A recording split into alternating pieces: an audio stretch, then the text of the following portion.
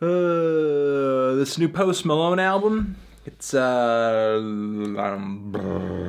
good. I knew this day was gonna come ever since I pretty much did a non-review of Mr. Malone's August 26th mixtape. I'd have to give an actual opinion on this person's music. And now that the commercial debut is here, unsurprisingly, it's underwhelming. Ever since his big breakout single, White Iverson, I just have not gotten the appeal of Post Malone. I mean, his music seems kind of okay to just zone out to while you're high out of your mind, like it's nice background music. It's sort of airy and ethereal and melodic enough to just kind of hang back and you know, just be wallpaper to some bump and trap rhythms. But outside of that, what makes him a compelling figure in the current musical landscape? I wonder if his label even has faith in his musical career going forward, because this thing is essentially a summer album that UMG essentially made him drop during the winter, because this record probably would not have competed all that well this past summer or next summer.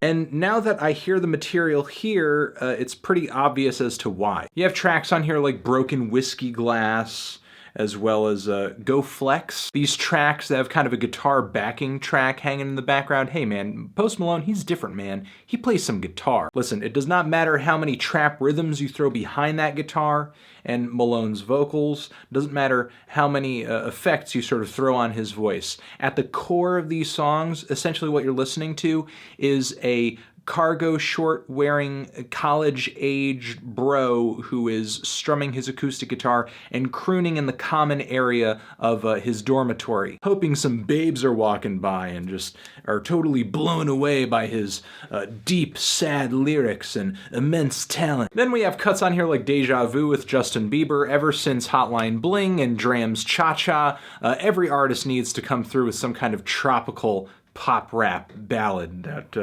nobody's going to be listening to by next year. Like almost a year later and White Iverson is on here. I mean, I guess it's one of the better tracks in the track listing. There are a couple tracks on this thing where I really like the beat, and I think the tune on the chorus is actually pretty solid, sweet, catchy.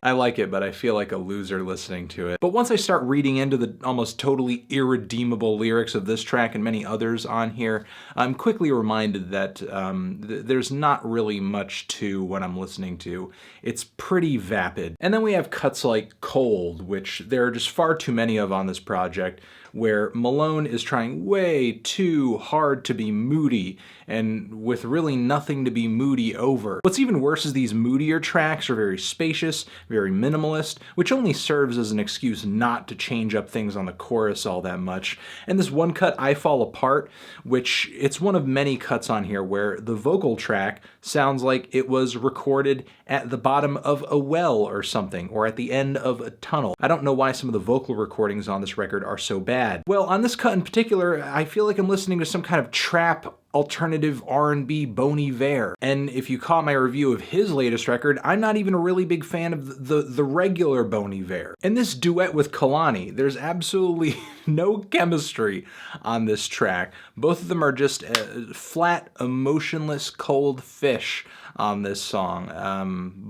My one hope on this record, my one glimmer of hope to kind of pick things up and make this thing entertaining was Quavo's feature on Congratulations, but rather than come through with that hard-hitting Migos flow, he tries to sing pretty much in the same inflection and tune that Malone is. Ugh. And I just find his singing so insipid. It's long, it's drawly, the melodies aren't even really that memorable, or they're not even really that varied from one track to the next. It's like his singing style doesn't even really change up. He's either doing these triplet notes that are kind of speedy, or he's just sort of slowing things down when I want to know.